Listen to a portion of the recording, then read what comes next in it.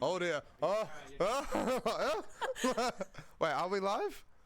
Wait, yeah, don't give me a thumbs up, Ewan. Alright. So episode 180, I think. Are we? Tell me. I need to know this. Are we? 180. Yeah, Cool. 180. Yay, Awesome. sweet. Nice round number. I Oh like yeah, that. that's it. Yeah, yeah.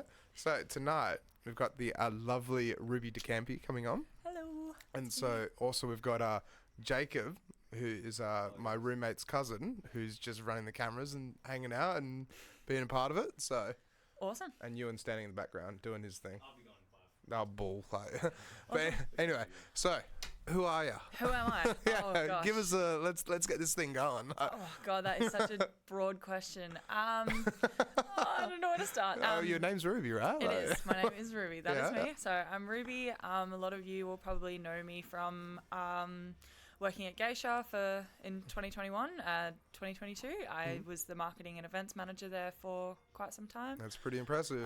It was pretty cool. Did a most intense job I've ever had, but the most fun job I've ever had. Yeah, so I was the girl that was always running around, taking videos of everyone and just doing shots and being chaos. Yeah, very nice. Yeah, it was a good time. So then, how did you get into all of this? Like, where did it all begin? So it started probably back in, I want to say like 2018. I think, yeah, so it was 2018. I was a uni student. I just finished school in 2016. I was at Curtin. And Curtin University. Yeah, so I was at Curtin University. Let's see if we can trial it. Can you pull this up, Jacob? He's onto it. But yeah, so Curtin Uni. I've been there before. He's already Yeah, he's already spelled it wrong. Curtin University. Curtin University. There we go.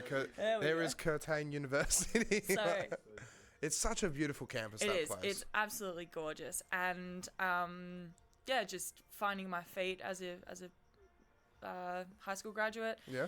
And What were you studying as well? at the time I was studying, so I changed degrees like 3 or 4 times. Initially I was studying journalism and PR. Nice. And then I switched to doing like film and PR. I was really just trying to figure out who I wanted to be, like what I wanted to do and stuff like that. Always had like in the back of my head that I wanted to do event management, but it was like, I was like, oh no, I'm going to do this for a bit. Anyway, so I was at a Curtin Tav party, as Those you were do. so good back Those in the were day. some of the best nights of my life. And I ran into a girl who I had gone to high school with. We weren't really friends in high school, but we were ran in the same circle. His name's Georgia McGrath, or Princess Georgie. Yeah, yep. So one of the residents at Magna House. She's gorgeous. I love her. Yeah. And ran into her at a TAV party, and we were like, oh man, we really need to hang out more. So we started hanging out a bit more, and especially this is back when EMAS was doing TAV Fridays. So every Friday they would bring the decks out and they'd all go there, spin some tunes, have some beers, and I started going to those and hanging out with all of them. And within a couple of weeks, I had Georgia and the rest of the EMAS crew just being like, why don't you just join EMAS? You clearly like electronic music. You might as well join. Is EMAS still around? Definitely, right? yeah. They're doing some really, really cool stuff now. Because it's partnered with UWA, isn't it? So they're sister, it's the same club, just there's a different Can we chapter. pull that up I as well? think. Yeah. EMAS Curtin Uni? Yeah. Yeah, so they're doing some really, really cool events at the moment. They've got a big on-campus party called Ultraviolet, which is so exciting. Ultraviolet? So yeah. Wasn't it called Ultra Miami as well? Or is that the No, UWA? that's UWA. Yeah, they do yeah. the Ultra Miami ones. Yep. Yeah, so they've got some really cool events on. They're doing a full campus party, which we tried to do so many times, and they just wouldn't let us. But so excited for them. Yeah. But yeah, so I got strong-armed into joining EMAS by Georgia, and then she was like, right, cool, we're going to teach you how to DJ. And I was like, Very nice. all right, I Just guess. thrown straight in the deep end. I guess I'm going to learn how to DJ. And that was a really, really social part of my life. That kind of became my social circle. And with that, we went out a lot. Nick and Georgia, so Nick Thompson, were both regularly DJing at Amps and Capital at the time. So I was going to a lot of those gigs and, learned how to DJ. I had a very, very, very short residency at Amplifier on Nice. Thursday. They were called. Okay. It was called Misfits. Yeah. And it was pop punk and emo music, and so I would play in between the bands. It's so crazy how that Thursday has evolved, because it used to be like Academy. Yeah. And then it changed into Misfits. And I don't think it's... No, they do the doing Wednesdays. They do the studio Wednesdays now. That's but it. yeah, those Misfits nights, again, probably some of my fondest memories. Like, it was just like the same group of us would all go and just get absolutely Just get lit. hammered. And it was when they had put the bowling alley in, like it was fairly new, and so we would just smash that. It was a great time. And this is when they introduced me to the Habitat events. Yeah, okay. So Can we pull up Habitat as well? Yeah. Because Habitat's pretty bloody Habitat, big. yeah. Like, they throw some wicked parties. they do some cool stuff. So yeah, so that's when like we went to a Habitat event. I can't even remember which one. I think my first one was the end of summer party. It was at the court. Habitat Facebook, if you go down, that one. Yeah, I think that's it. Yeah, that's it. That's them. Hopefully. Yeah, there we go. Yes, that's yeah. them. Cool. Yeah. They've just announced their New Year's Day party. It's a cheeky little plug. Yeah, so Scroll through and stuff. first one that I ever went to was the end of summer party. I can't remember what year it was, but it was Claptone at the court. Yeah, okay. And is that before he blew up big time, or when I he was think it was just as he was starting to like really blow up. Yeah, and do world tours. Oh no, he was big by then. He was pretty big. I think it would have been like 2019, so early 2019 kind of thing. And yeah, so that was then. And then I was like, oh my God, these events are absolutely wicked. Like, this is the music that I really enjoy listening to. Like, this crowd is fantastic. I love everything about this. Because they're more techno and house, aren't they? They're house and techno, yeah. Yep. They also have like their late night house parties that they do at Geisha, which are their techno events. And they just recently did Hex at the Record Bar, which looked incredible. Insane. Yeah, so there was that. And then I think the event, we went to basically every single Habitat after that, like, because we were just like, right, we don't care who's on the lineup, we are going. Like, we are going. Be a part of it, yeah. We want to be a part of it. I think it was the best one that I ever went to was the one down at Araluen. So at Araluen Botanical Gardens. Araluen Botanical Gardens. It was the most incredible day. It was beautiful weather. They used like almost the whole park was a part of it. They had these wicked stages. How do you spell Araluen? A-R-A. And then what? No, just one R. L-U-E-N. Yeah, Araluen Botanical Park. Yeah.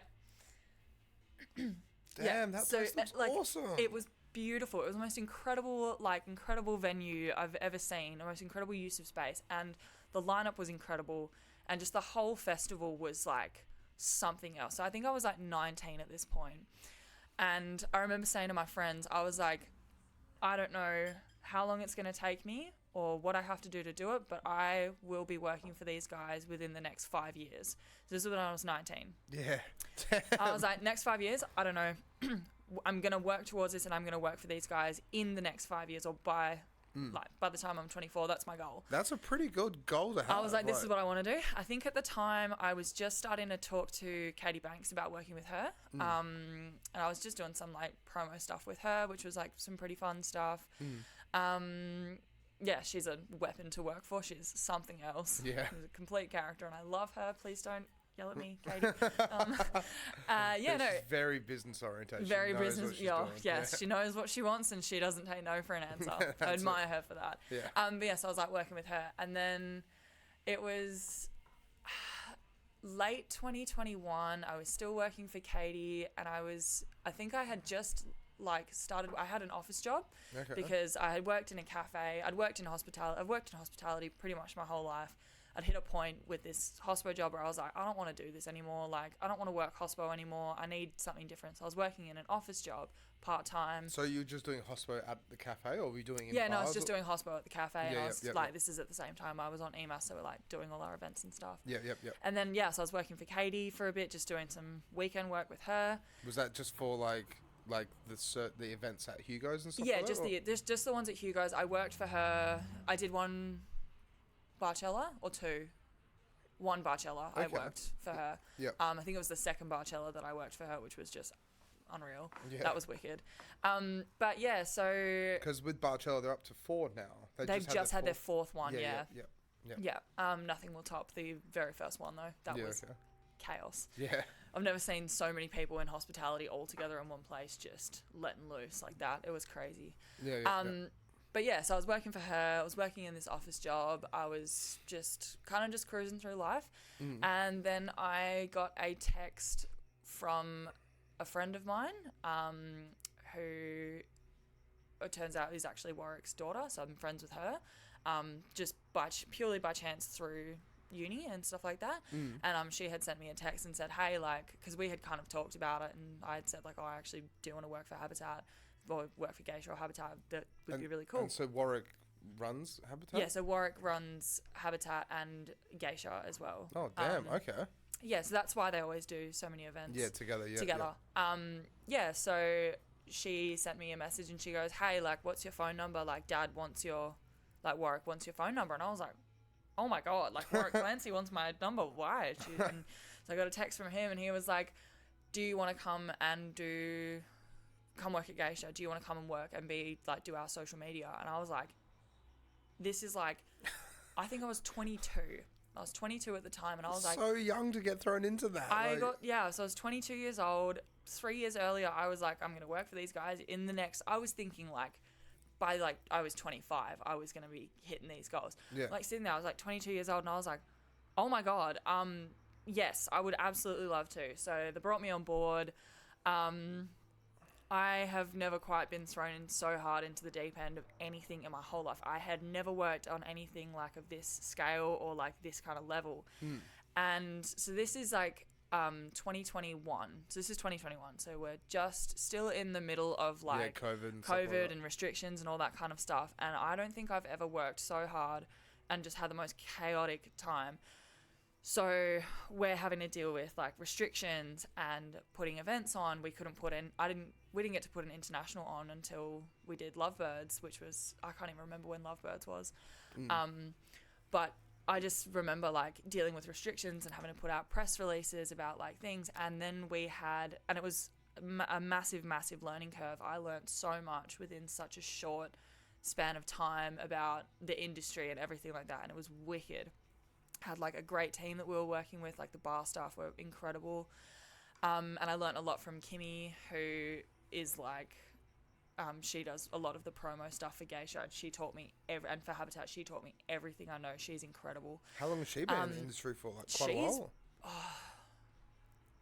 10, 12 years or something like that. That's so good for someone with that amount of experience to be able to basically take you under their wing and show you the ropes. I was... Instead of just going into that blindfold, it's like, no, look, I'll show you how to do it. And it was incredible. And then, so we're like kind of just cruising along, doing what we could with the restrictions that we had and the DJs that we had, like, which is a great team. Like, we had the pilot crew and like all of our regular crew. I was working really hard to bring up some younger DJs. So I was doing like a lot of the open house nights where we would like, people could just send in a mix and then I would select them and then they would get to come in and do Geisha open house nights. Open house nights. Can we try and find that as well? Is that still around? Yeah, so don't Google it. Go on Facebook, I think would be better. Yeah, they definitely still do them. How often were they happening? We did them like once every like 6 months or so. To kind of be like, right, who's out there, who wants to get involved? No, it's not that one. I don't know. Oh yeah, just keep googling. Go onto the Geisha page maybe, and then search in their events. Go into their events. Go more. Up. No. Yep. Yeah. Events. Yeah. Facebook's weird. And then go past, and then there should be an open house in there. I'm pretty sure they do. Yeah, and then just scroll for them. But look, that's the thing. Geisha has so many events. Yeah. And so, how many events have you been a part of? Like. There you go. There's open house just under the Kinky Malinky one. Oh yeah. Yep.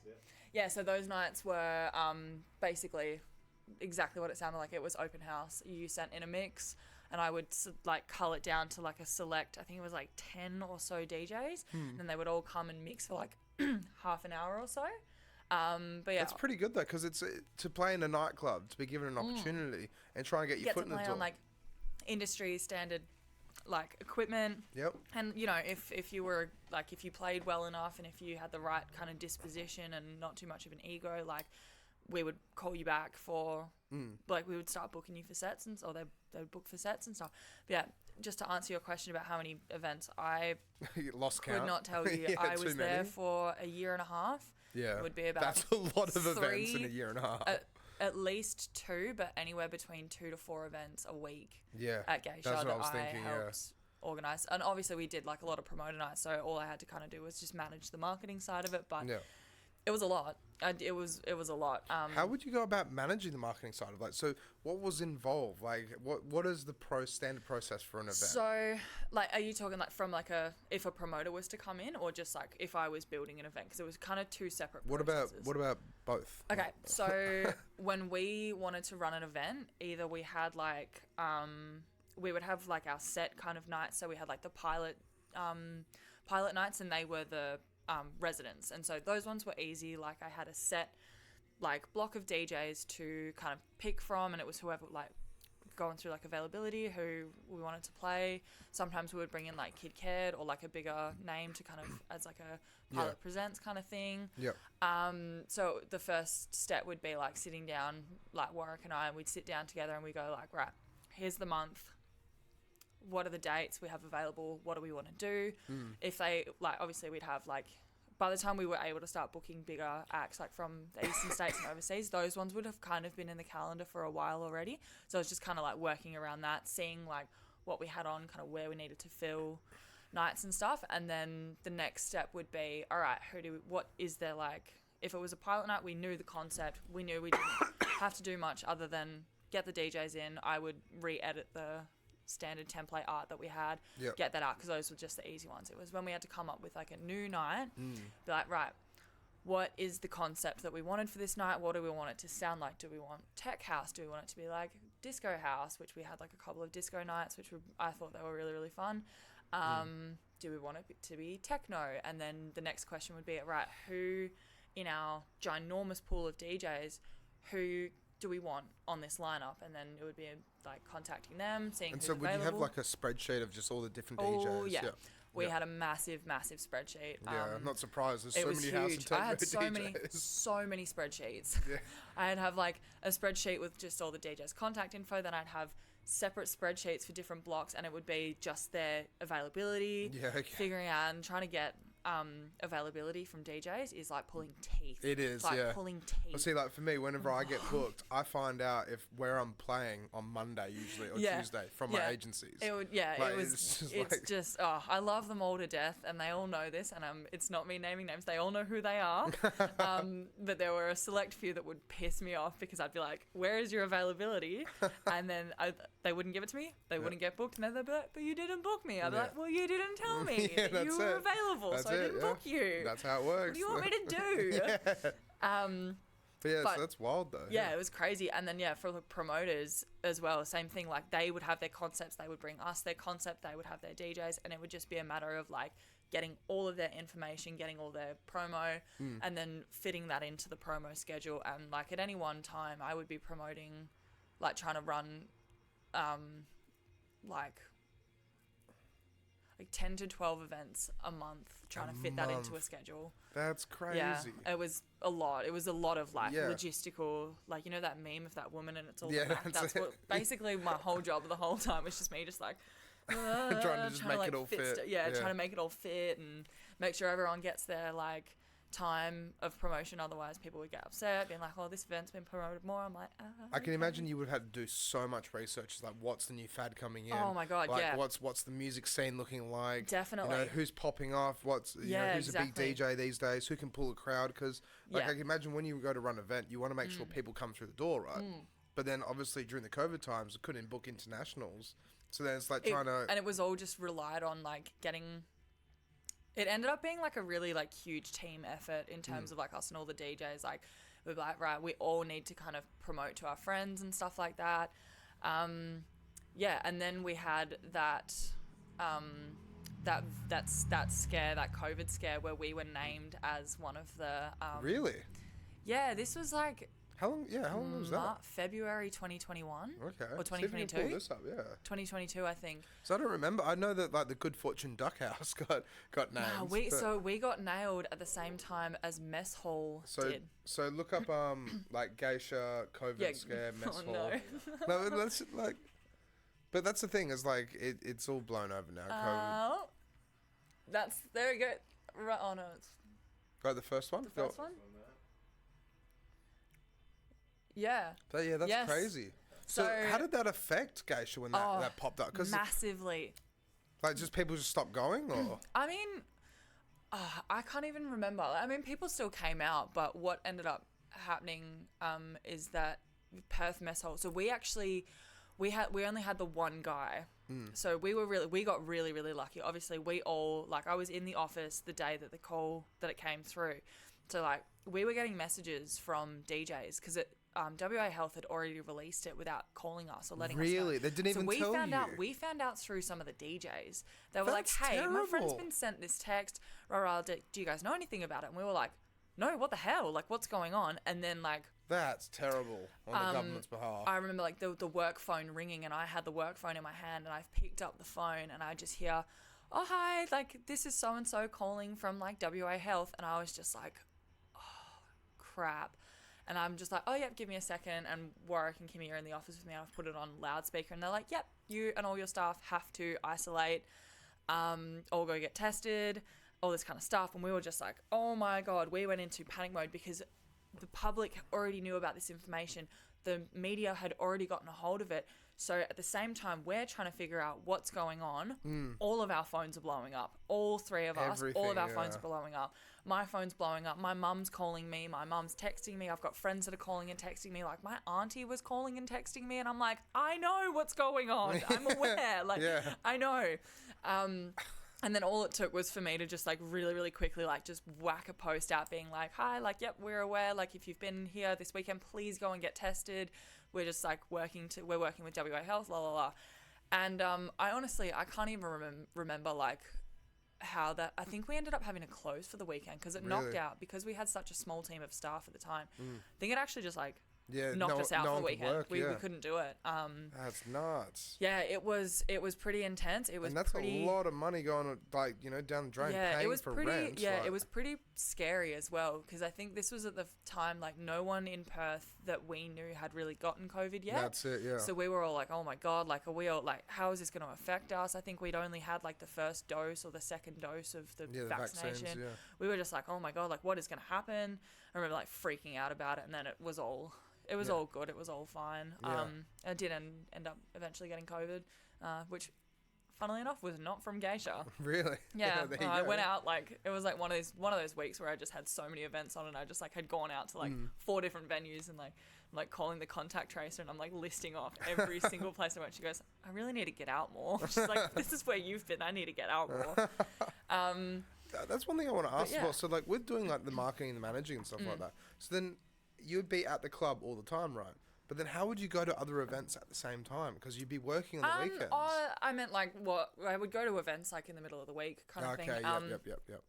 I didn't have to be there. I think mostly I would be there on Saturday nights or like Friday nights if we had like a big international that was like I needed to film. But there were like some weekend nights that I would actually go and see what else was going on, go to some other events and stuff like that. Yeah, the balance of it was pretty tough, and there was some gigs that like I just couldn't go to because I had to be at the venue. But yeah, I did have some nights where I could go and see, that's check the out thing what's about going though on. as well, is like it's always a party, it's always fun, so it's enjoyable. Yeah, It's like sure it can go up and down and come in waves and the whole lot, but it's still one of the prominent nightclubs in Perth. Yeah, that's and it's always busy. been so much fun, and it was always so much fun, and Such a cool opportunity, honestly. Such a cool opportunity. Some of the stuff that we got to do, like, and especially like, so obviously like during COVID, like that was pretty crazy and like crazy not fun. I mean, crazy fun, but crazy not fun. But it was when the borders started opening back up again, and we could start having like internationals and like big artists that we were like, oh, okay, like this is like pretty cool. Like, Well, this is gonna be how wicked. often does Geisha have internationals? Is it usually just around festival season? And No. They do them. They just had Elkie Klein back in September. I'm just trying to think of them off the top of my head, but they do them pretty regularly. Like whoever they can get around. Like people are always touring and stuff like that. Yeah. So that was always really fun. I had some of the wickedest nights doing that. Like some nights I got to artist liaise with them, so like go out for dinner. And we took Benson out to Flight Club Really? one night because he had never been, because he was like, we don't have those. He's like, I've never heard of that. He was like, can we go? And I was like, Warwick, like, it's your call, man. Like, can we go? And so we took him to go play social darts. Yeah, we very went nice. to darts just with Benson. It was cool. Yes, that was cool. Met a lot of like massive artists, and I was like, oh my God, like. Yeah, because you were telling me a story just before we started. Yeah. Like, you were like in the booth with 7 of big DJs, like Subfocus, Wilkinson, Green Velvet. That is probably the biggest night of my life was the day of like Festival X. So we had been given. Can we pull up Festival X? The official after party. Yeah. So we had booked Green Velvet. We were like, sweet, this is gonna be sick. Like, Green Velvet is a weapon. Like, he's such a cool guy. That's it. Yeah, that is the lineup. Yep, Calvin Harris, Don Tolliver. So that was the lineup, and so we had booked Green Velvet for the after party, and we were like, cool, this is gonna be great. Like, tell the staff to just buckle up because it's gonna be a big one. And then we found out kind of like halfway through the festival that John Summit might be joining as well, and we were like, oh, okay, this is kind of cool. Like, this is going to be cool. And then my partner and I, we had to go home and grab something. So we got to Geisha about an hour after the festival had ended, so everyone was already there. So we've like jumped out of the Uber onto James Street, turned around and looked at the line at Geisha, and we were like, blown away. Oh my God, okay. It was like 4 people deep and at least like 10 to 15 meters long, and it was crammed. People are trying to get in. Like, this like lines on both sides of the club. Like, it was crazy. So we're like, oh my God, all right. And we're just like cruising back. We're cruising up the stairs. I'm like, cool. I'm like, oh, cool. Like, look at the booth. That's Green Velvet and John Summit in the booth together. Oh my God. Yeah. Green Velvet is like, I've been listening to him since I was a kid. I was like, I know this dude. I know his music. I was like, this is my moment to like fucking freaking out right now. I'm like, go see Warwick, let him know that I'm there. And I was like, oh, like, Warwick, like, can I like get in the booth like with them to like film content? He goes, you have to get in the booth. He's like, it is literally your job. You have to get in the booth. I was like, oh my God, okay. So go on up to the booth, and there's John Summit and Green Velvet playing their songs and stuff. Like, go off and introduce myself, and I was like, yeah, like, just so you guys like know who I am. I'm not just some random girl just like trying to like boost rat in the booth. I'm filming content, like, just so you guys know. Also, if you need anything, like, let me know. And Green Velvet's just there like, yeah, girl, like, no worries, like, you do your thing, rah, rah. And he goes, and do you know John? And I'm like standing there, and he's like pointing at John Summit, and I'm like, no, I don't know John Summit. I've never met him before in my life. And he's like introduces me, and he goes, oh, like, really, really nice to meet you. I'm from Chicago. No, he didn't say that, but like, you know what I mean? Yeah, just playing off some cool dude. Yeah. And they were really, really lovely. And like, that was my biggest concern, was like, you know, just the ego as well. And and then we were like walking around the club and like filming content. And I'm like, that's Laura King. That was Wilkinson. That was someone else. And I just go up to the office, and I'm like chatting to Shani, and there's like 3 people sitting on the couch behind me, and I'm like, I know these faces. I don't know exactly who they are. And we're sitting there, and we're just like sneakily like on our phones, like looking at the lineup, just being like trying to place like faces to names, being like, who the f- is in the office right now? Yeah.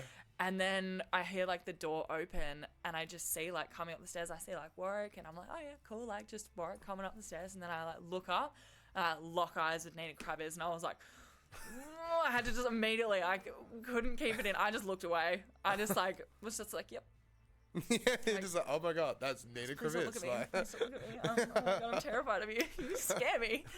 Anyways, so I was like, that was pretty cool. And then I went down again, like I'm filming content and stuff like that. And then I look at the booth, and I'm like, oh my God, there's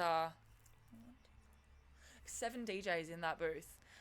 Oh my God, there are 7 DJs in this the Geisha booth. And if you've been to Geisha, DJs you know that it's out. like, it's not a big space. Like you crammed in there. And then we figured it out, and I'm just gonna read this to see if I. So we had Green Velvet. No. Yeah. Green Velvet, John Summit, Shami, Wilkinson, Subfocus, and Prosper were all in this booth going back to back to back to back to back to back to back. That's so cool. And it was the most hectic thing. I'm like even seeing like Wilkinson's just like throwing in some like house tracks looking super uncomfortable, like trying to do it. And I'm like, yeah, oh, you've never that's done nice drum and bass. and you'd be like walking around the club and like Nina Kravitz is just like sitting in a booth with her mates. Laura King's just over there. Like, I think there was a point where I was outside having a cigarette with, I think it was, who was it?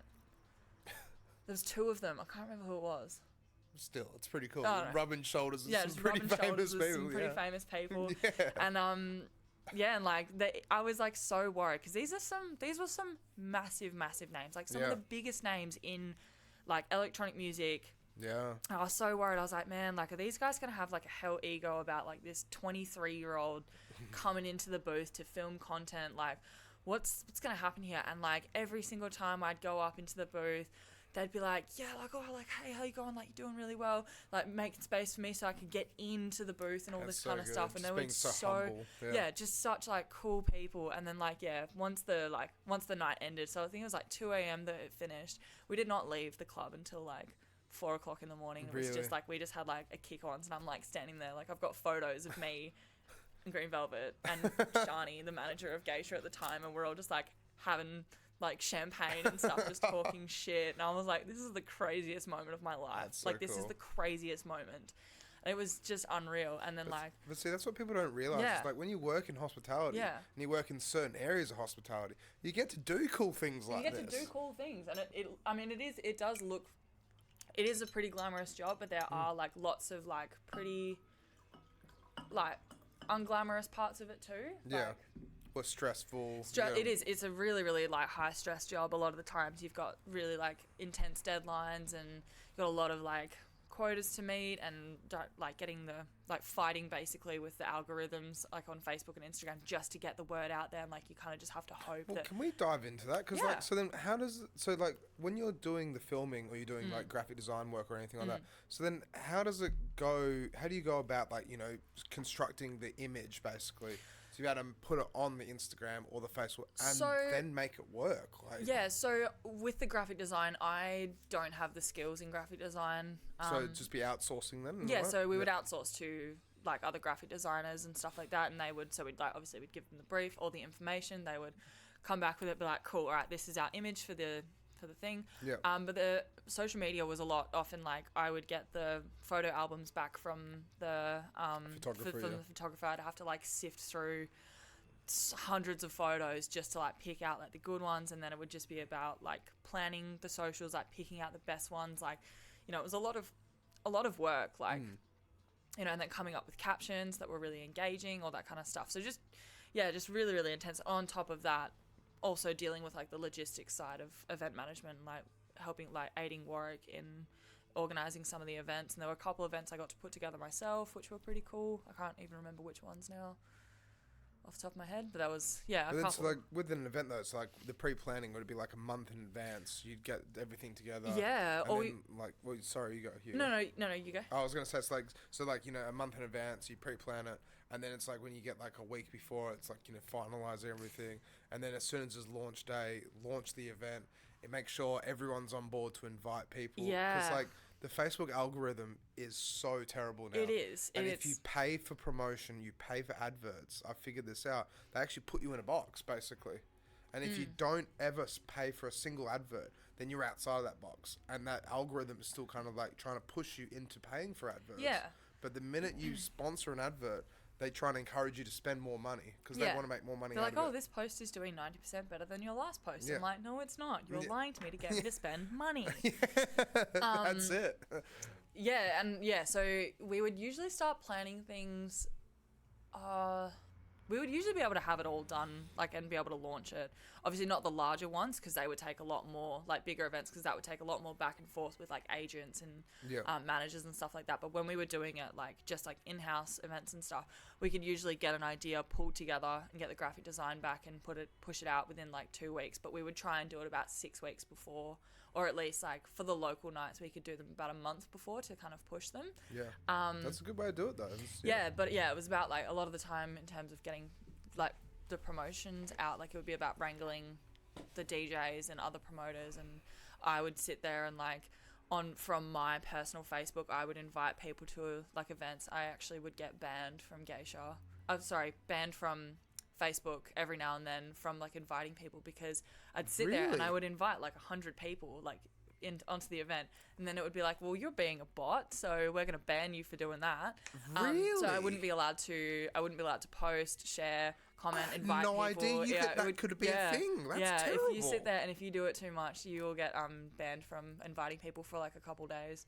And then I just have to sit there and I would wait, and then I had another and so that's even private events as well. Yeah. Maybe not private. Yeah. I don't know. I can imagine for public, because then it's like you are acting like a bot. No. So if it's private events, it's something else. But because these were public events and we were like a business profile, and I was an admin for the business profile, it would just like be like, you're being a bot, so we're not going to let you do that. It's terrible though, because it's like, how as a business, how are you supposed to get the word out? Yeah, right. The thing is, like, you send the invitation out to this event, and it goes into someone's notification feed, along with all the other notifications. How do you get their attention? Yeah, it's crazy. Because you tell them, it's like you'd actually have to personally message them almost and be like, hey, come to the event. Pretty much.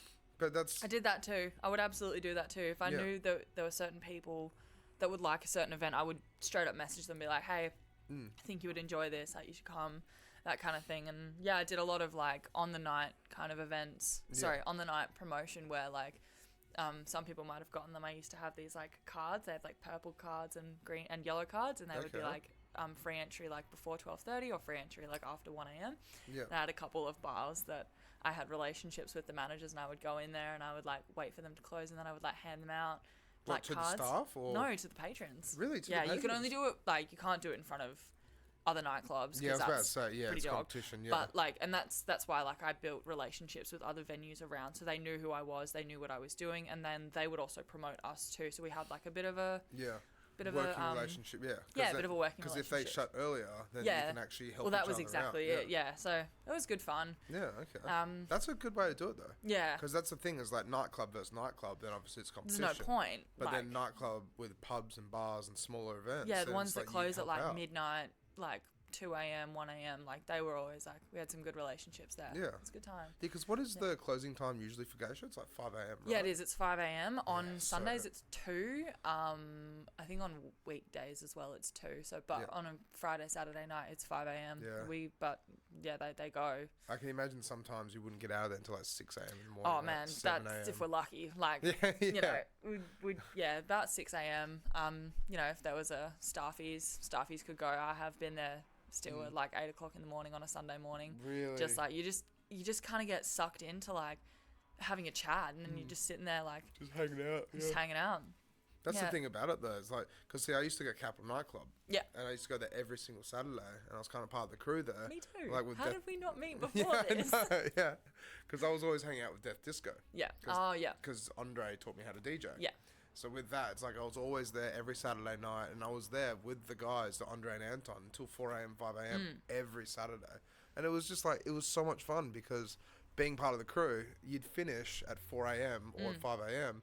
You walk outside and the sun's starting to come up, and you all have a cigarette, and you're just chilling, like, yeah, it was a good night. There is, Geisha has no windows. Yeah, that's it. It has no windows. You can't go outside. There's one window up in the office. Yeah. But Geisha has no windows at all. Yeah. So you'd be in this club. Like, so even on a super bright sunny day, if there are no lights on in the club, it is pitch black. Yep. So we'd all be like in this club for like 6-7 hours just working, and then like we'd have staffies and stuff like that, and we'd be sitting there, and then we would open the door. We'd be about to leave. We'd open the door, we'd go down those like narrow, dark stairs. We'd open the door. We're like, oh my God, it's so bright. Yeah. What is happening? It's so bright. Yeah, that was always a time. See, that's what a lot of people don't realize is, like, for people like us that are part of these industries, right? It's like you put your heart and soul into it, because it's so much fun, and you make the dream work. But it can be so taxing at the same time. Because finishing at 8 a.m. on a Sunday. You're going home and going to bed, like, You were like messaging. I remember like messaging some of my friends at 8 a.m. who were just like getting up, waking going for their up. run. Yeah, going for a run. They're like having their morning coffee. I'm like, see, I'm going to bed. I'm going to go to sleep now. But so you would do Friday and Saturday then? Yeah, so Friday and Saturday. So you'd get out at like 5 a.m., 6 a.m., 7 a.m. on a Friday, like technically Saturday morning. Yeah. Sleep all day. And then do Saturday it all again. night. Yeah. Do it all again Saturday night, and then try and sleep again on a Saturday, and then I would be back in the office at 9 a.m. Tuesday morning. Yeah. And then what? So would you work like Tuesday till... I would do Tuesday, Wednesday, Thursday, and those were my days. I think sometimes I did Mondays too. I don't know. It kind of just depended.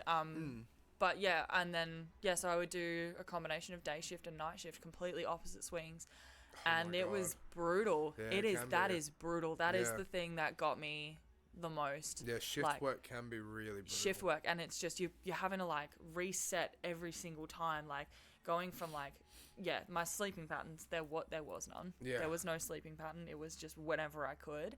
I didn't really have a whole lot of a social life because I was like, oh, well, I have one here. I've already got one here. I don't need another one. I don't need to go and do anything else. But yeah, ultimately, like stuff like that, unless you have a really, really good handle on your mental health, like that can take a massive, massive toll on your mental health. That can really, really mess you up. Because that's something I wanted to dive into. That's another thing what people don't realize is like we do this because we love doing it. But at the same time, it can take such a taxing thing, like roll onto your body, your mind, everything. And that's exactly what happened with me. Like I was having the time of my life, and I was like, I'm having a great time. Like, why is this like a problem? Like, why is my mental health so bad? I'm having so much fun. Sorry. That's all right. But yeah, go on. Yeah, I'm like having heaps of fun. Got it? Yeah, I think I got it. Yeah. I'm like having a great time, and like, but on my days off, like I wouldn't really like get out of bed or even really do anything or like catch up with my friends outside of the scene. But it's crazy when you think about it as well. It's like, I've got a good friend of mine, right? And so she works at Rio, and with that, it's like she's got like, in a way, what you class as like a normal job, because 9 to 5, I think it is, or Monday to Friday kind of thing, right? But then with that, it's like for me, I've always worked weekends. I've always worked weekends, and like going out Saturday night till 4 a.m., 5 a.m. Yeah. It's like it was a lifetime ago when Capital was going on. Yeah. But at the same time, it's like that's my bread and butter. That was my heart and soul. That's what I.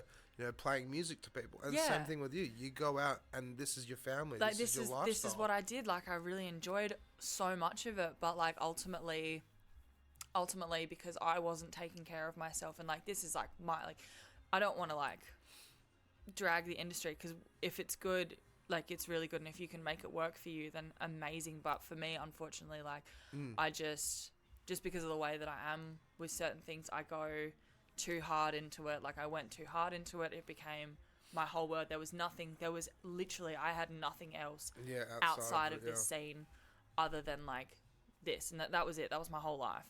But it's just crazy how it's like it's the other world almost. Yeah, Because like there's already so many people involved in the nightlife. Yeah. And there's just like such a culture around it. But then it's like, when you think about it, it's like what we were saying before, 8 a.m., people are going for their morning walk. Yeah. Because then they might go to work on Monday and do a normal job. They're doing their normal jobs. And I'm like, I've got days off. And I'm like, I don't have work on a Monday. I'm like, but, so ultimately, like, that's why I ended up, like, leaving. Because I was like, I actually can't do this anymore. Like, it's taking, and what has actually messed me up so much over the last like year that I've kind of just been processing through. I was like, I burnt out so quickly.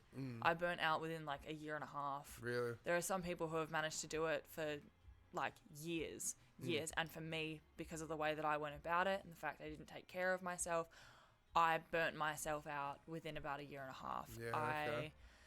So I moved on to... And so with burnout though, so like what was your version of burnout? My version of burnout was just like, I would come home from work, I would take like an hour to wind down, and then like I'd go to sleep, and on my days off, I would be lucky if I like opened my eyes at 2 p.m. Yeah. Let alone actually getting out of bed and doing something. Like there was none of that. Like I'd open my eyes, I'd like roll over, like couldn't think of anything to do besides like doom scroll on TikTok. Like my mental health ended up at an all-time low, like, because I was putting so much of myself and so much of my energy into the weekends that by the time it got to like my days off, I was like, I'm so tired. I just don't want to do anything. I've got no desire to do anything. Yeah.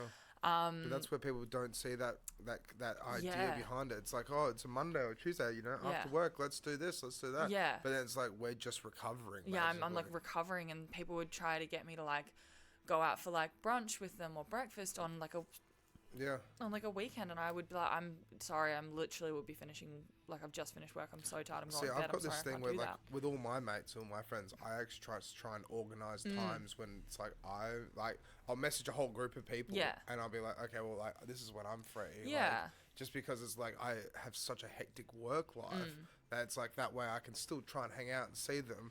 Yeah. But at the same time, it's like, on a Monday, I can't do anything. I'm sorry. And that's exactly and they'll be like, why not? I'll be like, well, I'm tired. And I explain to them my schedule, and they're like, oh, okay, no, it's all good. Rest. Yeah. Like, it's because it's wild. Like, the other day, so I did 8 hours of DJing at Market Grounds. Oh, my God. And so in doing that, because I was dancing around, waving my hands on stage and the whole lot, I did 26 Ks of dancing. Basically, and that's the thing. I used to have a Fitbit, and I would wear it to Geisha and see how many like steps I would do. I'd be like, oh my God. And so I did 26 Ks of that, and then Saturday came around, and I went to work on Saturday night, and then Sunday, like I went to Peach Pit on Saturday night, and then on Sunday I think I was at the Federal Hotel, and then it's like 3 gigs. All I did was during the day was just sleep. That's all I could do. Yeah, that's all you can do. And then as soon as it came to Monday, I was like, I'm not leaving the house. Yeah. Like, and people were like, oh, come on, we're going to go play pool. And I'm like, no, I can't do it. I'm sorry. Like, ultimately, like, that's why I left. That's why I ended up leaving, and I went to another job. And then that didn't quite work out. And when that didn't work out, that crushed me. Like, crushed me in a way that, like, I've never felt in my whole life. Like, I felt like a failure. I felt like But see, that's not fair. Like, everything I had done leading up until this point was a waste of time, that I was not good enough for this one thing that everyone said I was really, really good at and that I should do for my career. This one thing, and I was like, I'm not good enough. Why did I think I was? But see, this is why people need to talk about mental health and like just what happens with it, because it's like you did so well at Geisha and it built up, and then you're burning out. Yeah, so I had to leave, and you had to go. And then this other like job that I had just not working out, and then it just hits you like a ton of bricks, like a house fell on you, right? And that was exactly it. Like, my life for almost like a year and a half, almost 2 years, was just like go, you're on all the time. And then when I lost this job and there was nothing, and it just felt like everything came crashing down on me. Like, everything, like I ended up like in therapy. I took a month off work, and I was having to sit there and kind of like reevaluate myself, because I knew I did not want to go back to nightclubs, because it was not something I could handle with my mental health at the time. Did not want to go back into that. Wasn't ready to, like, I had people saying like, oh, start your own event up. I was like, I'm not ready for that. Yeah. I need to figure out, I just need some breathing room, and I need some space. So I ended up just take some time. I just took some time for myself, kind of reevaluated some of my goals, kind of figured out, and I actually figured out that the reason I was like, I felt so lost. I still feel quite lost. I'm at uni now, like studying fine arts. Maybe I'll do graphic design for events, because that was always really fun. But what I'm feeling, I feel like I have no goals at the moment. And I figured out why it was. No, I figured out why. I mean, it is great. I'm in this place where I just get to kind of explore. But it's because when I was 19, I said, I want to go and work for Habitat. Yep. And you had the 5-year goal. In 5 years. Yeah. So in 5 years would be like now. I'm 24 now. So this is when I, in my head, was going to be starting this goal. Within that 5 years, I proceeded to get the job, do the job, smash it out, burn out. Yeah. All before that plan was even ever meant to start. And so now I'm like, is that? Yeah. What is you fulfilled all the goals? I did it. Yeah. I'm like, I did all of that. I did everything that I said I would do. But that's where it shows that you're a hard worker. Yeah. You can reach your goals. You can do the thing. Yeah. And you can make it happen, and you can do it well. Yeah, definitely. But then it's like now onto bigger and better and greater things at the same time. Well, that's the thing. But now it's like, well, what are those things? I'm like, do I want to keep doing events? Like, do I want to engage with them? Like, I do think that, like, We don't need another house gig. Yeah. We don't need another house night. Oh my god, please, yeah, there's guys. so many. Like, they're really popping off. it's really popping off, Yeah. and like it's great. It's Yeah. amazing to see. Like it means you're opening the scene up to like a whole new crowd. But oh my Exactly. god, there is Instead it only just- so many people in Perth. That's it. Like, so I'm like, I don't want to start another one up. So like maybe I could just DJ, get back to DJing, because I do that once in a blue moon. If Yeah. I feel like it, and someone will be like, hey, will you come play? I'll be like, yeah, all right, and then I won't DJ again. For But see, that's the 6 thing, though. months. It's like, because when you did your uni degree, you said you changed degree 3 times, right? Yeah, now And I'm doing that with my life. Like, Yeah. let's just change my life 3 times. But the thing is like, you're learning so much from all these different skills. Like, this is Yeah. all on your resume. And you Definitely. can apply these to all different areas. And it just shows that you're, knowledgeable. Yeah. You're adaptive. Like, you can adapt to learn new things easily. Yeah. And it's like, you just, a wild child. You're just going with the flow, having fun, right? Around, finding out. But that's it. But that's the thing about it as well. It's like now, like, say I'm 30, right? And so I've started asking friends this, but that, like, the idea of, it's like, when you look back on your 20s, what do you want to remember? Yeah. Did you have fun? Did Yeah. you enjoy yourself? And it's like the last 4 or 5 years for you. It's just like, been like, did you enjoy yourself? Just had the best time. Yeah, that's just it. had the best you time. got to hang out with Green Velvet. Got to hang out with Green Velvet. Oh my god. Yeah, that's exactly it. And that's where it's like, it's a journey. Yeah. And at the same time, sometimes you do have to work hard to Yeah. achieve these goals.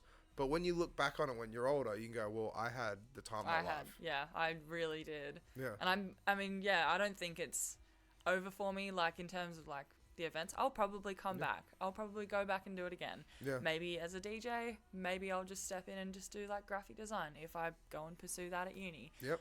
But I have such a massive, massive love for this scene, and I cannot see myself, like, not being a part of it Yeah, in like some fully capacity. getting out of it, yeah. Yeah, like, I could never do that. I could never get out of hospitality. But see, I that's tried. what people say as well. It's like with hospo, it's either it grabs you and it just like grabs you and pulls you in, Or you're just like, or you're like, having I a- yeah. taste and you're like, maybe not for me. Not for me. I'm gonna go. But it's like with bartendering. Yeah. Oh It's my like, god. there are like 45-year-old. I've met a That'll be me. 45-year-old bartender. I'm doing at a degree. Market Grounds. Doing a degree in fine arts. I'm gonna be a bartender forever. I'm gonna be an artist, bartender. But the thing is, like, this 45-year-old bartender I met at Market Grounds, right? She had travelled the world as a bartender because it's such a unique, diverse skill, basically. And Yeah. there's bars everywhere. Yeah. And she was telling me stories of her living in Europe and doing this and doing that, just travelling, consistently travelling. Only thing is, like, it doesn't pay the best, unfortunately. But it's such a good And that's halfway. why you become a DJ. Yeah, that's it. Oh yeah. Let's not talk about DJs and pay, right? But that's the thing about though, like, music is so universal, and for me, I don't think I could ever stop being a DJ. Yeah. Because I just love it too much. Like, I've been doing it for 12 years now, and I've been doing it in Perth for about 8 years, I think, 8-9 years. But it's just the ride I'm on. I just can't stop. I think that Perth, especially at the moment, I don't know what has happened in Perth, in like among all the like event organizers and stuff. What is happening? Yeah. We're getting some of the wickedest festivals this year. Yeah, it's popping up. It is yeah. going crazy. We're getting Peggy Goo Yeah. for the second time this year. Yeah. I'm like, that's crazy. Yeah, That's Peggy Goo awesome. likes Perth, yeah. Peggy Goo likes Perth. Yeah. And like, I feel like we have such a great scene that I feel like is really, really underappreciated. Yeah. Also, like, we have one of the best drum and bass scenes in the country. Yeah. Well, in the world. It's in the world, yeah. In the world. Like, So we have one of the it best was drum and bass London scenes. is number 1, Yeah. and then Perth is number 2 for the drum You know and bass what? scene, basically. I'll accept that. That's cool. Yeah. But yeah, like, we just have, and I just feel like Perth is so underappreciated for like, our local talent is incredible. Yeah, Like, so been many friends- talented people. I know. in I've got here, so many like- friends who are DJs, and like not even DJs, like just other musicians too. Like we just seem to put out just some of the most incredible music, like in the Yeah. country, and I'm like, wow, why would anyone want to leave? Yeah. Yeah. That's it. Like when you look at like Tam Impala as well. Yeah, It's just Tame Impala, some guy from Fremantle. Spacey Jane, Yeah. like San Cisco. That's it. What is going on in Frio? What are they putting in the water down That's there? it, You know, exactly, like, yeah. what is going on Yeah. down there? But that's what's so crazy about Perth. Like, that's one of the reasons why I started the podcast, because there are so many cool people that live here. Yeah. And it's like to get their story and like, to just help promote and just do as much as I can just to be like, no, keep doing what you're doing. Keep going, guys. You've We're got doing talent. something really good. It's like when we were talking about Rah Viper Band before. Yeah. And it's like I got them on before they even blew up or anything, and now they're doing Australian tour with San Cisco. I didn't even know that they're doing a tour with San Cisco. Yeah. Another Perth band. Yeah, that's just like it. gone crazy. Like, yeah. And those it's guys are so talented. Yeah, they so are. talented. I don't know what it is about Perth, but people just seem to be so cool and so talented, and we're so spoiled. But it's like, just it's so whack almost, because it's just like we're so isolated from the rest of the world. Maybe that's what makes it so good. And we don't even have that many people here. It's like, can you look up the population in New York, if that's all right? Like, and then like you compare We've New got York. like what 2-3 million people. Yeah, in I think Perth? it's like 2.8. No, WA has 22 million, maybe. No, that's No, Australia. no, it's Australia. So yeah, 20 million. Yeah. And then can you look up the population of WA? I think it's like 2.8 million or something. I think it's 2.3, isn't it? Something like that. Yeah, 2.6. Yeah. So that's a whole of WA. Yeah. And then New York's 20 million. Yeah. So 10 times the amount of people here than here, basically. It's wild, right? We're just putting out way better music. Yeah, that's it. Perth's better anyway. We're way better than New York. Yeah, way better than New York. That's the thing about it though, right? And with the hospitality and entertainment and everything like that, it's just like, it kind of sucks in a way, because it's like what's been happening with like this public liability insurance thing. Like Badlands Bar, Sewing Room, like we need more venues for live music. Well, that's... And just for ways to people express and throw events and stuff. We have so many bars. Yeah. Like, we actually have so many bars. It is insane. Yeah. Like, heaps have popped up in the last, like, couple of years. But you're right. We don't have enough venues.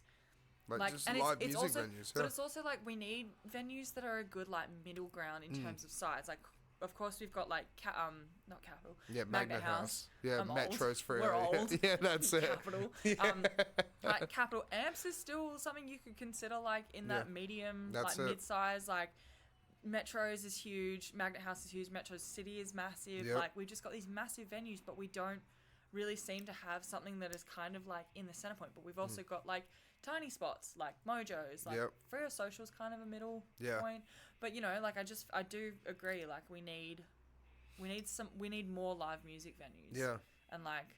Just so people can put events on, do whatever, but it's a middle ground instead of going like, you know, like I went and watched Bloody Beetroots at Metro City, not recently, but the last time, so it was a couple of years ago. But Metro City is massive. That's it, and so unfortunately, because Bloody Beetroots haven't been in the forefront of the music scene, you know, recently. Yeah. Basically, like they all took us up to the upstairs Metro City area. The rooftop. Yeah, the rooftop. And the reason why is because it's like there weren't enough people to be able to pack out the downstairs. Yeah. And it's shit, because then you have this international superstar who's been shoved to like the rooftop. But that's it. But comes over here and is used to playing to thousands of people in Europe, comes to Perth and you get to play to 50, 60 people, unfortunately. Well, this kind of goes back to that conversation before about like our scene in terms of like population, especially like the house scene. Like the house scene is like pretty small. We all know each other. Yeah. Like everyone knows everyone. Like it's that small that we all know each other. And it's obviously it's been growing, which has been fantastic, like with the Vault and what they're doing. Like they've pulled in like a really like a younger crowd, and that's amazing to grow out the scene. But the actual people that go specifically to like house and techno nights is still quite a small scene, and so every time I see like there is like another brand new night, I'm like, guys, if there's 3 of you on, then or like where's 3 or 4 of you on Yeah. in the same night, where do we go? Like, you know. But so would that come into planning when you're at Geisha as well, where it's like you have an event on this night, you have an event on that night? Yeah, like maybe we would should do definitely it look after, to see like who else has got events on and when. Yeah. Like so that we could do something different, so that we're not splitting the scene up and like, you know, making it really, really hard for ourselves. So like that's why we would do like the disco nights and being like, oh, like cool. And it also like we would look at other events going on that we weren't necessarily like competing with, but more so like we could kind of use to our advantage. That's when Ice Cream Factory was on, we did a lot of like cheeky little after parties for Ice Cream Factory, and the way that we would book those was heavily dependent on who was playing. Yeah. So like I think it was after What So Not, I was like, we need to do a drum and bass night for that because this crowd is gonna want drum and bass. That's it. And ended up being like a massive night, and it was wicked. But yeah, it was super dependent, and we would try and get some of the like, because obviously they've got all their local DJs that play over at Ice Cream Factory. We would just pull them over and be like, hey, come play Geisha. Yeah. And that was But then so how good. would that also work? Because like Geisha's always been like a house and techno hotspot. But then like changing the genres up for different events. Because would you still have the locals that expect house and techno?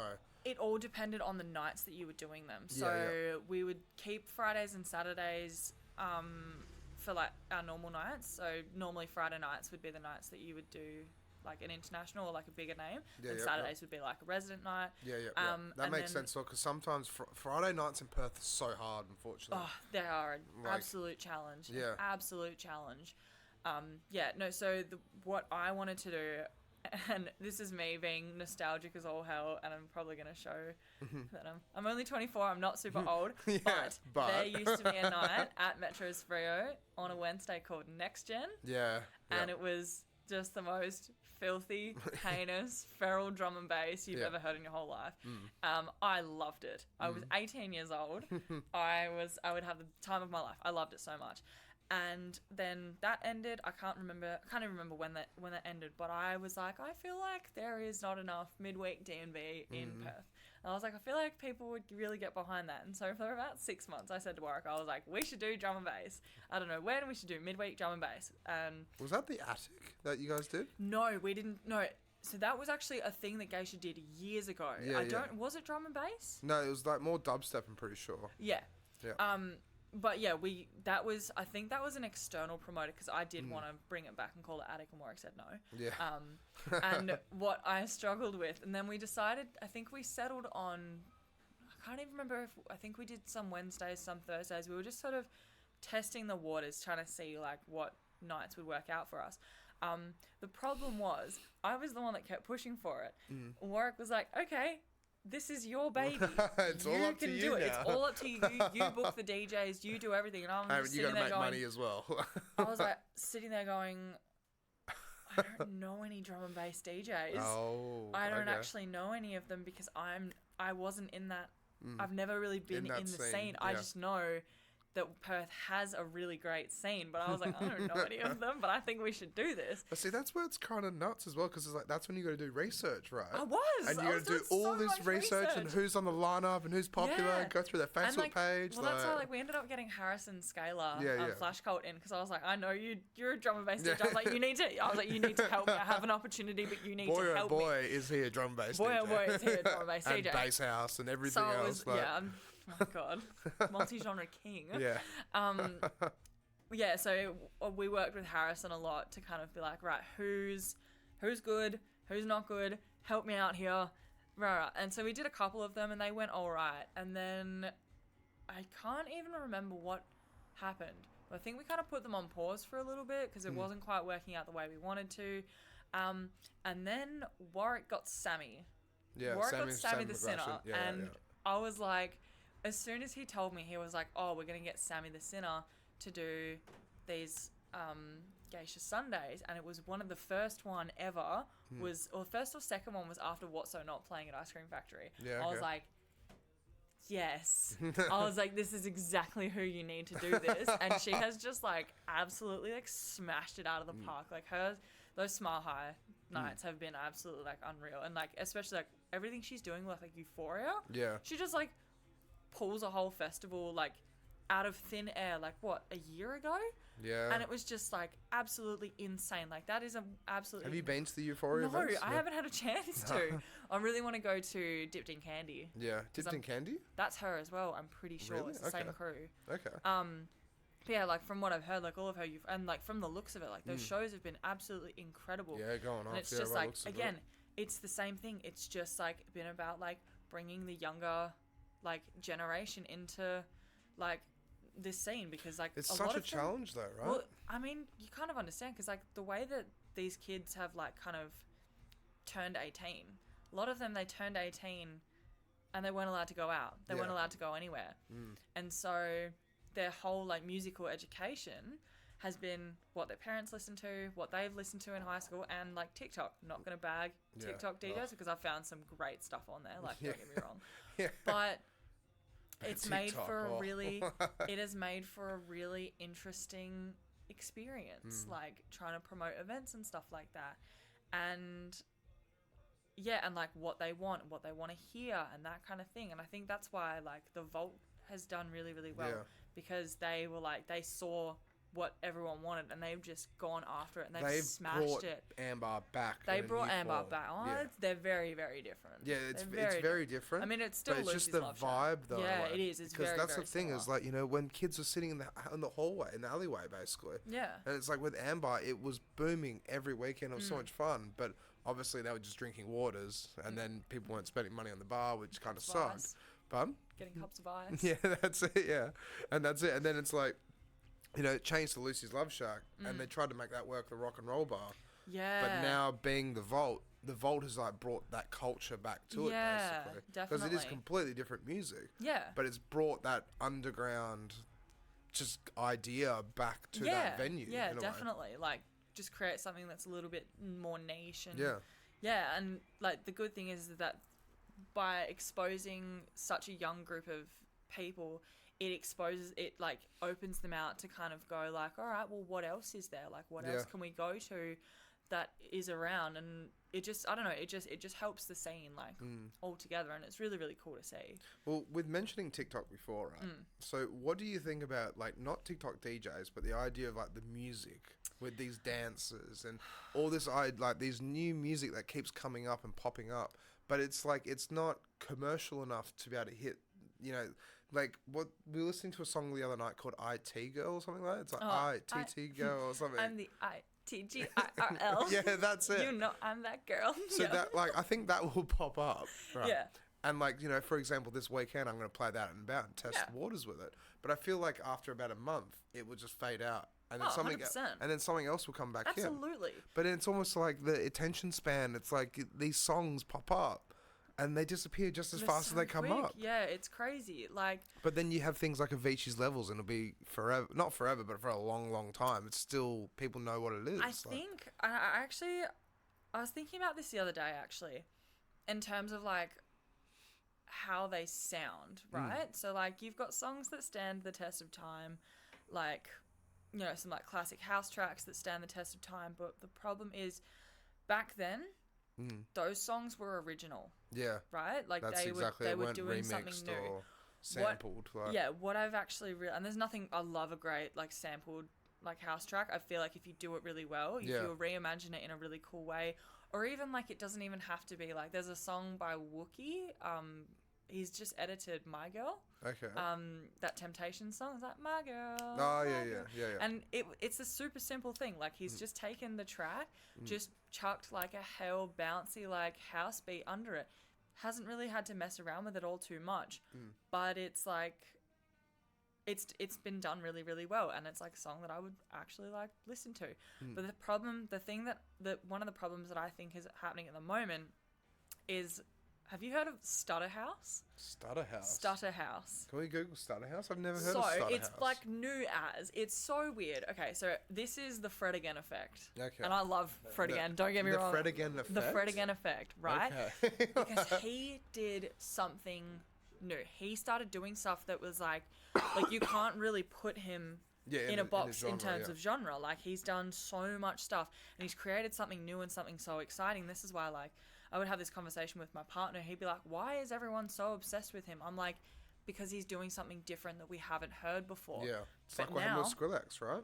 Skrillex did the exact same thing. And Fortet too. Yeah. That's why they're all so great together. Yeah. But what is now happening is this thing called Stutter House, and it's taken some of the elements of what he has done, and it's kind of like watered them down.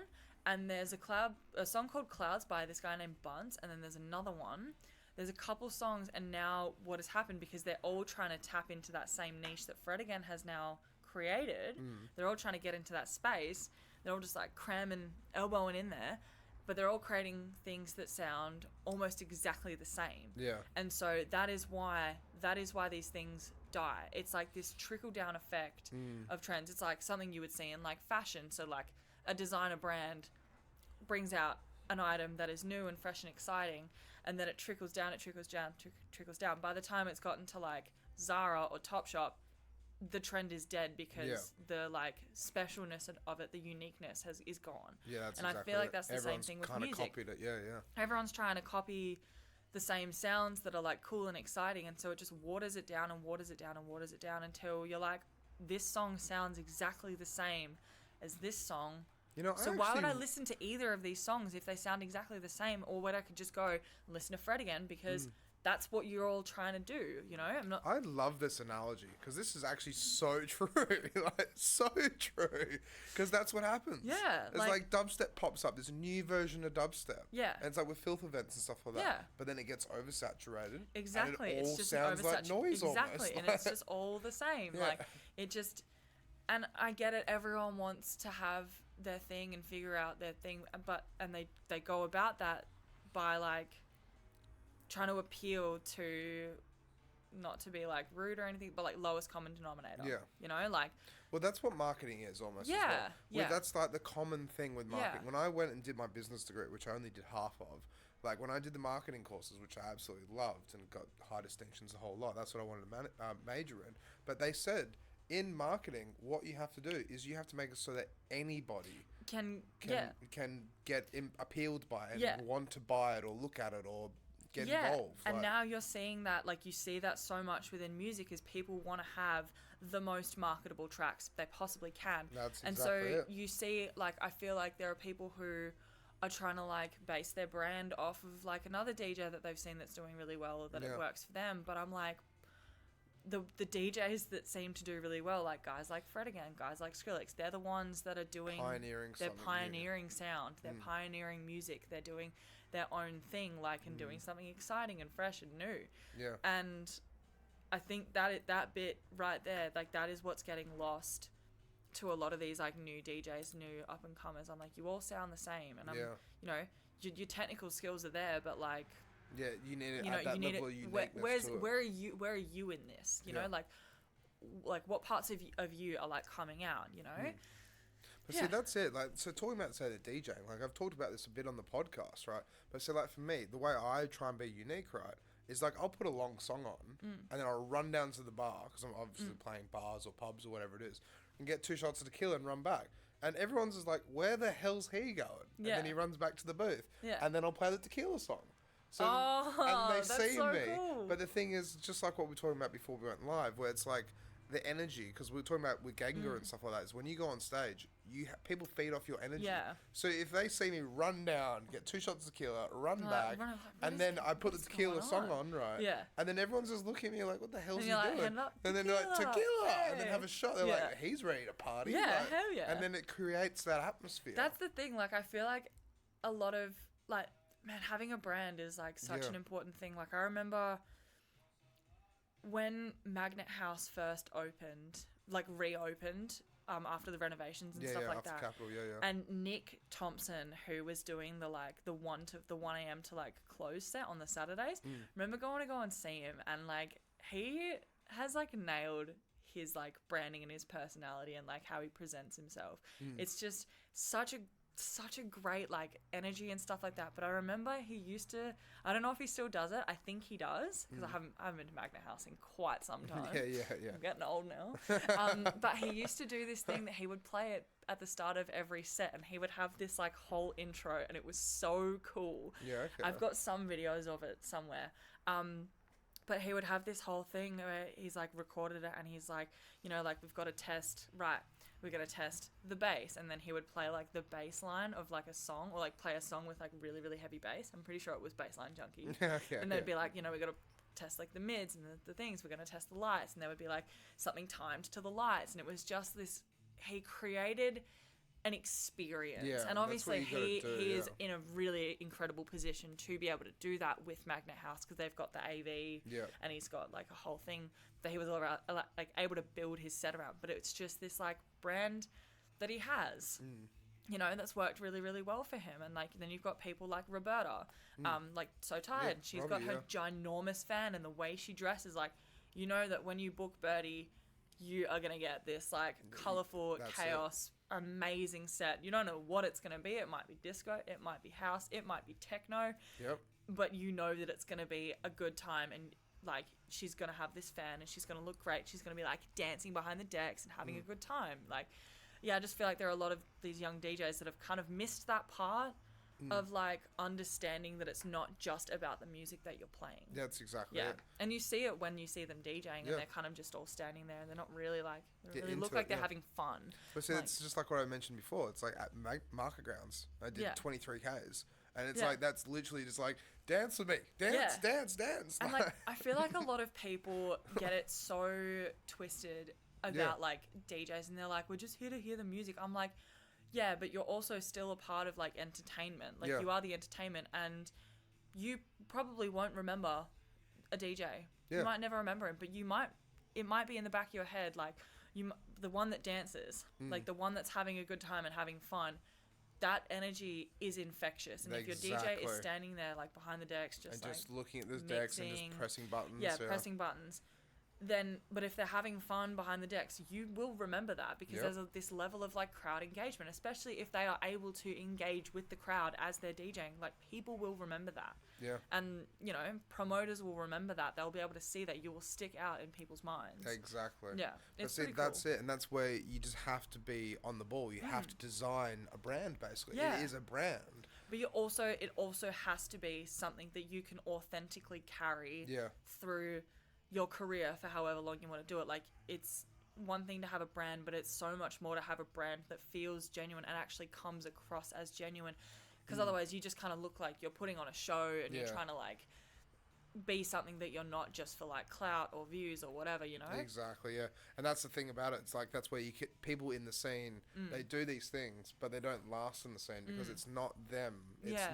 It's like they're trying to do something that's actually not true to themselves. Yeah, that's exactly Instead of just going out and being true to themselves, but having fun with it. Yeah. And like, that's the thing about it. It's like, so the Guinness World Record. Like, the DJ Guinness World Record back to back. I don't know if we can pull up this video, but but like, I was an idiot. Like, I was dancing around like an idiot. But it's the most fun. Like, every set that I've ever done, like when I've DJ'd. But yeah, what you can probably do. So I'll save the video quickly on my Instagram, and then I'll quickly message it to the page. I'll message it to myself. But you have to watch this. Like, but the thing is, like, from me interviewing people, the way I was acting, I was like, I was just having fun. Yeah. I was anxious. You guys were doing something really, really cool. You can only have fun. Yeah. Like, have fun while you're doing it, sorry. And that's the thing about it. And it's like what we were saying before. It's like, for me, it was being true to myself. Yeah. Because it's just like, I'm in this position and I can either have fun with it, or I'll be like super serious, but then people won't want to come talk to me. That's exactly it. So like, it's just like, it's just doing the job almost. Like, people, the DJs and the entertainment and stuff like that, it has to be infectious. It has to be fun, because people just won't come back to venues. Like, that's exactly it. Because I think the statistic is something like, out of every patron that enters a venue, if they have a bad time, there's like a 30% or 20% chance of them coming back to the venue. But if they have a good time, there's like a 60 or 70% chance. Because like at Geisha, how often would you have regulars and stuff like that? Oh my God, all the time. Like, I had regulars that I would see like almost weekly, or every couple of weeks at the very least. Like, there was also like, it also depended on the event. So like, you'd have like people that would specifically come to like Habitat events, or people that would come for Pilot, or people that would come for like some of the promoter events. But there were people that I knew that I built friendships with because they were regulars at Geisha. Yeah. And they were always like just the most crazy fun people. Yeah. But yeah, it was always a good time. Yeah. That's exactly it. And if it's always a good time, people have a good time, the patrons have a good time. They're like, no, let's go back to Geisha. I love that place. Like, that's the thing exactly about it. Yeah. It's the way venues have to operate. Because like, there's nothing worse than going to a venue and like, you know, like, I think it was downstairs at the Rechabite, right? No, it was a sewing room. Sorry. It's a sewing room, but like a friend of mine, I threw an event there with some friends, right? But one of the bar staff was apparently rude to my patron, and the patron came up and told me, and I'm like, I don't know what to do about this. It's okay though. It's like, she's probably having a bad night, or I don't know. Yeah. Like, so if you go on Microsoft Edge, I send it to myself. So if you go on Microsoft Edge, I think it's logged into my account. No, so yeah. You highlighted it before. Like, yeah, that one. Yep. No. Okay. Firefox. Right. That's on this page. Yeah. And then so like, is the purple? Is my purple logo? Yeah. Yeah. Sorry about this. Like, It's alright. yeah. We're all learning. Yeah, that's it. You're doing pretty It's good his though, first Jacob. night. Yeah. You're doing really well. So drag it across over into this screen. Yeah, sure. Because like I just. Yeah, and then so go on that's messages. me. Yeah, there you are there. So if you go on messages in top right, and then I sent a video. Okay, awesome. Yep, and then.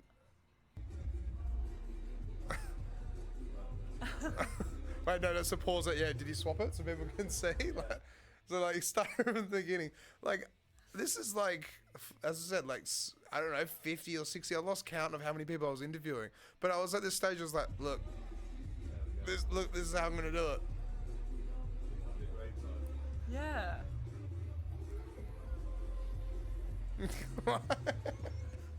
Like, it was wild. I kind of like finished the day and I looked at my phone and I was like, oh my god, that's me. So many videos. Yeah. But see, like, that's the thing, is playing into that character. Yeah. But at the same time, being true to myself. Yeah. And, you know, just going out and having fun. A lot of the time, and like that was the same for me, like when I was doing like the promotions and stuff at Geisha, like I kind of, it's not that I had a character, but I kind of did, like I just had this like incredibly like, it was just more of like an elevated version of my energy, and like I'm already like a super social person, but like I kind of had to be like, you know, dress a certain way because you're out in a nightclub, so I had to kind of dress in a way that I was like, so that people kind of knew what to expect when they would come in. Yeah. I wore these like ginormous, I'd have these, they're called Demonia boots. Demonia boots? Can we Google them? So they're not... They're massive. They're like not Doc Martens, but... They're not Doc Martens. Okay. Like demon. Demon? Demon with an I. Demonia boots. And you'll understand what I mean. Oh, yep. It's... Damn, girl. Yeah, so these massive... Which ones? Like... So... Click on the one go right, kind of like the other ones. No, sorry, left. Yeah, those ones, kind of like that, except they were bigger. Wait, so like goth boots. Goth boots, big, chunky goth boots. That's nice. Yeah, these massive, chunky goth boots, and I would wear them every week. Every week. Friday, Saturday night. And they were comfy? Hell yeah. They're like these like rubber, the soles are like rubber. And like if you actually looked at the ones that I had, your foot was like I would think I would be sitting at something like 6 feet tall. I'm 5'8", about 6 foot tall. I loved it because I'd have to be walking around the Northbridge streets on my own. Yeah. And I needed to be like tough, and so we wear like black skinny jeans and then like some kind of like black nice going out top or whatever, and these ginormous boots. And I would be at eye level with most of the guys, and they would all be like, who is this girl? Yeah. this girl? Oh my god, she's so tall. I've been called goth bitch so many times. I'm like, nice. goth bitch. I'm like, okay. Yeah, just roll with it. And because I had to kind of have this, like, when I was walking around, like, I don't want anyone to, like, try and mess with me. But as soon as I was out the front of a venue or out the front of Geisha, it would just be, like, all smiles and be like, hey, how's it going? People would be like, I was so intimidated by you when I first met you. And I'm like, you know what? Fair enough. Standing there, all black, 6 feet tall with these ginormous boots on. Like, I'm not surprised. But this energy that I had to have, like, you know, hyped up, like, jumping around, like, dancing around, starting the dance floor, that kind of thing. And, like, yeah, and it's crazy. Like, yeah. Well, so we've only got, like, 10 minutes left. Because then we would have been going for almost like an hour and a half, 25 minutes. But I wanted to discuss as well. So, like, because Geisha's in the heart of Northbridge, how is it for someone like yourself to walk around? Like, because as you said, to be almost intimidating. Yeah. But at the same time, like, I've heard some horror stories about just the city in general. Yeah. But at the same time, it's like Perth is so safe. So safe at that, you know, for what it is. Really Yeah, so often 'Cause- I tried to avoid walking around by myself. Yeah. Unless I was going to, like, there was like a venue that was just around the corner from Geisha, so it wasn't that hard. But if I had to walk out to like Henry Summer Yeah. or something like that, I would take someone with me. Yeah, of course. Yeah. Because but like yeah. out of the 8 years of being in Perth, I've never run into trouble. I've only had a security escort me once, and that was from the Newport Hotel to my car. Yeah. But I'm always carrying my DJ equipment with That's me. well, yeah, that's And a that's different story. $5,000 worth of Yeah. equipment. Someone could just run up, push me over, and run off with it. Yeah. But then also being a girl, like who knows what could happen? It could Well, be yeah, dangerous. that's exactly it. Like I had my strategies. Like you don't, if I was walking further away, if I was by myself, I would have a radio Yeah. on, and I would have to check in with the manager so she knew that I was okay. Yeah. If I had to go out to like Henry Summer or something, I would take someone with me, not Yep. a security guard, but just I would be like, oh, like you bartender, you're coming with me for a pass run. Yeah. And yeah, like and because I also like I knew a lot of the venues, so I knew that if anything went wrong, there were some venues that I could kind of like pop in to be like, hey, I'm not feeling safe. Like, can I just chill here? Like, can someone just help me get back to Geisha? What advice would you give to girls just like walk the streets Oh to man, stuff? don't walk alone. Yeah. Don't walk alone. Oh my God, please. Like, and also girls, if you go out together, you go home together. Yeah, that's right? it, yeah. Like, or if you've gone out with one of your friends and you're like, oh, I want to go home with this guy, you make sure you watch your girl get in an Uber and she texts you that you're home, that she's home safe. Like, Yeah, I that's it, see yeah. that so often. I hear stories of that all the time, like where girls like they'll go out with their friends or like, you know, and their friend like just straight up abandons them to like go home with a guy. I'm like, no, gotta keep like gotta hold on to each other. Like, it's Perth is so safe, and I've been so fortunate that I've never really had anything like bad happen to me, but I'm lucky in that. Like, I'm incredibly lucky. I think there used to be a group on Facebook. There used to be a group, I don't know if it's still around anymore, but it was like a get home safe, and it was girls, and it would be like they would have like girls out in Northbridge making sure that we all got home safe and stuff like that. Really? That's awesome. Yeah, I don't know if they're still. That's really good though. I think they. No, I don't know if they're. No, I don't think they do. That's so But good. yeah, that there was was a group for a little bit. I can't remember what it was called, but where they would actually have girls, or they'd have people out in the streets making sure everyone got home safe and stuff like that. It was incredible. But yeah, my like thing is like, yeah, make sure like if you're going out together, you either go home together or you make sure they get in an Uber and they text you. Also, if they're too drunk, do not let them go home with that guy. Yeah. He does not. Like, even if he's drunk, like, this is not safe. Yeah. That's exactly it. Yeah. Yeah, like, just look after each other. And also, on that note, girls, yes, it's good for them to have a thing, but also, dudes, don't be dicks. Yeah. Stop being shit. Yeah. You need to look at your behavior first. That's exactly like, it. so that we Yeah. don't have to be, like, so vigilant about our safety. Like, guys, hold your friends accountable. Like, if you see that they're trying to go home with a girl that's too drunk, don't be like, oh yeah, bro, like, hell yeah, brother. Like, Oh my god. call them out on their shitty behavior. Yeah. Like, that is what we need to be doing first and foremost, is the guys calling each other out on their shitty behavior. And then, you know, maybe we won't have to be so, But like, see, that's it. And that's so what's scary. so terrible. I'm so scared. Like, see, I've mentioned this a couple of times, right? But at market grounds, like, this is weeks and weeks ago. But I've literally had in front of the DJ booth, right? 2 girls dancing, having a great time, right? And I've had a swarm of guys all around these girls, and the It's girls just want to have a crazy. dance, right? And so literally, it was nuts because we played Cotton Eye Joe because it's market grounds, Yeah, right? smart grounds, as you do. Yeah. Gotta have it. But the thing is, like, you know, the girls are doing the link arm dance around the Yeah. circles, right?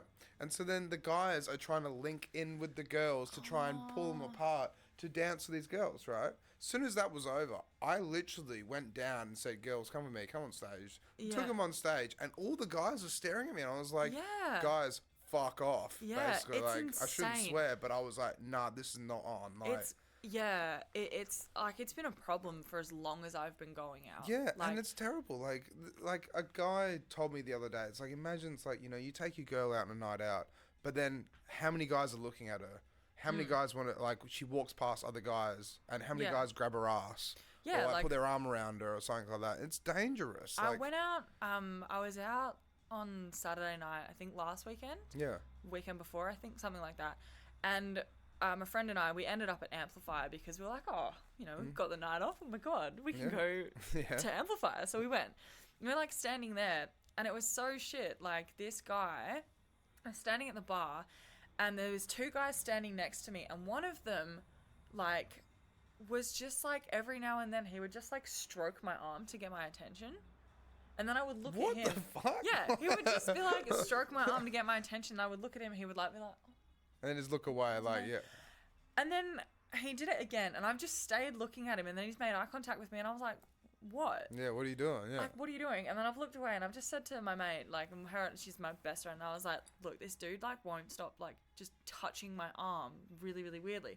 So Shani's just, like, put her arm, like, around my waist, like, pretending like she's my girlfriend, and I'm like, I'm not uncomfortable. Like, I love that I have that kind of friendship, but it sucks that I had to do that. It sucks that I had to do that, and that this guy still came up to me and was still like trying to talk to me and stuff like that. He's like, "Oh, you're very beautiful."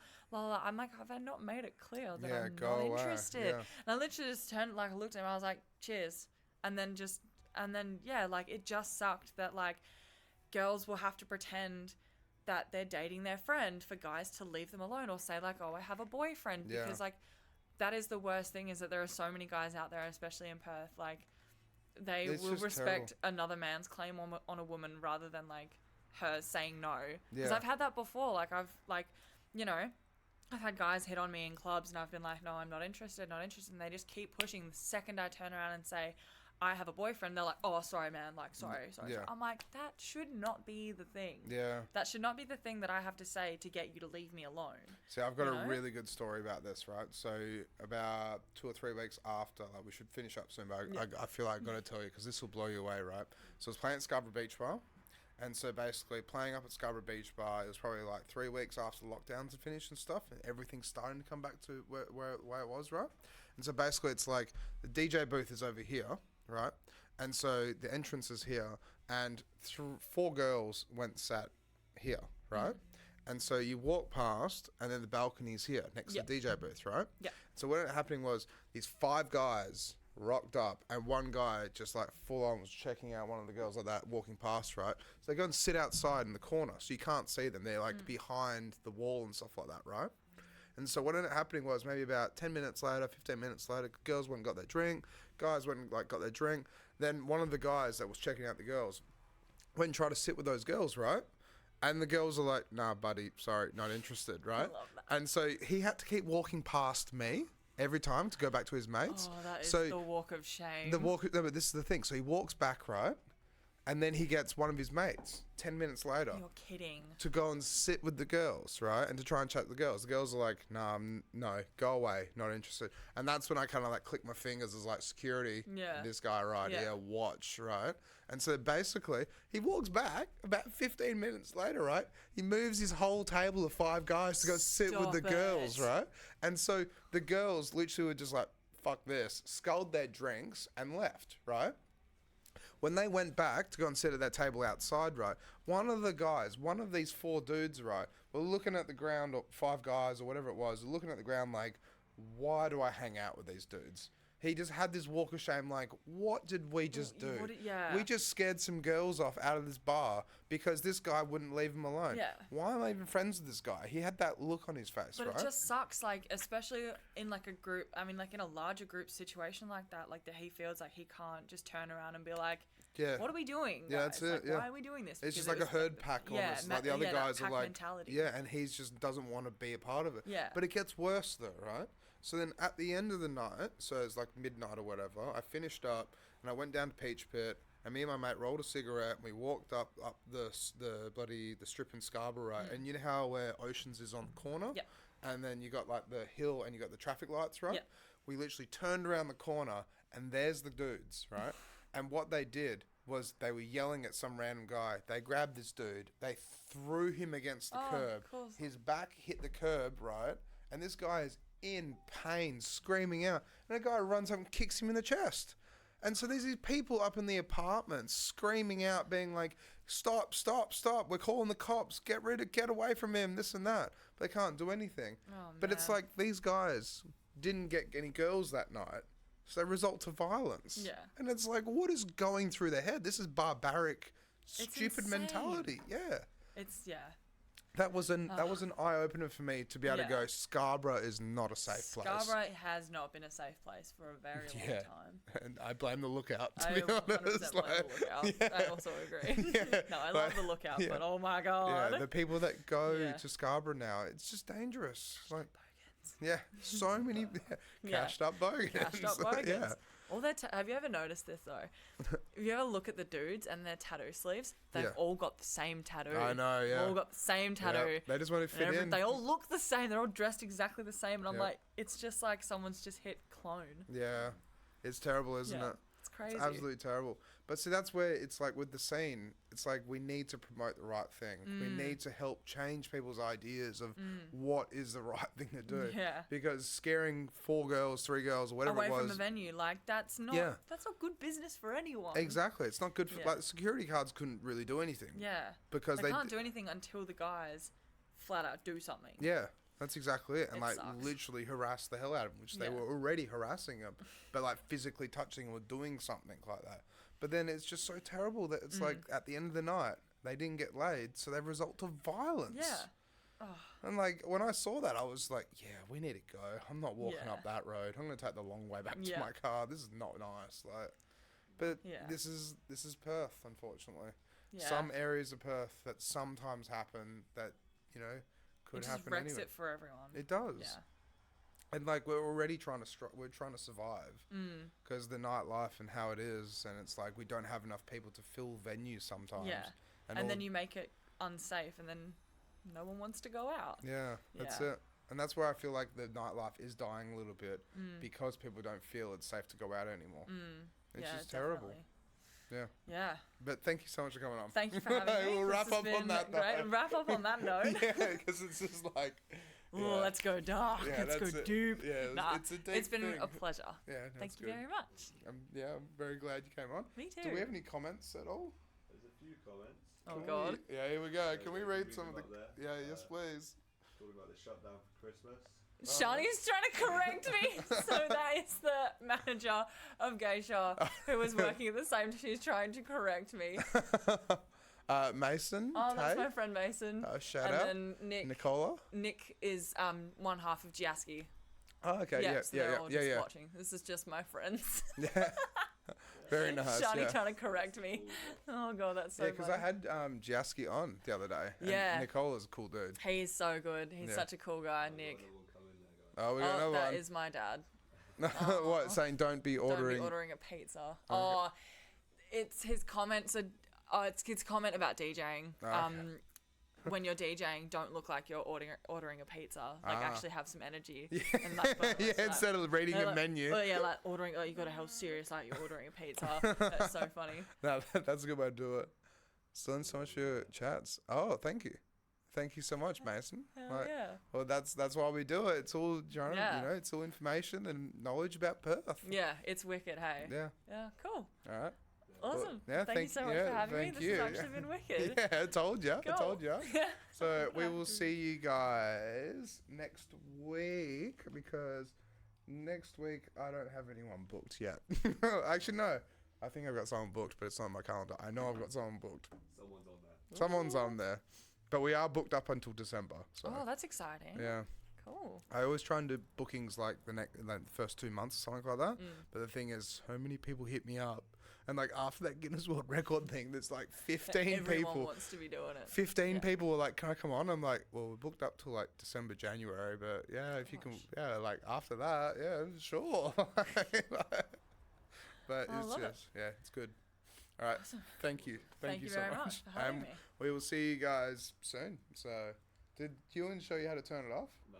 Oh. This All is right. a massive okay. learning curve of a Yeah. night. All right, give me a second, guys. I need to help shut down the stream. But we're done. We're done. We're done. I'm walking away. No, you showed me how to turn it on. So you go black.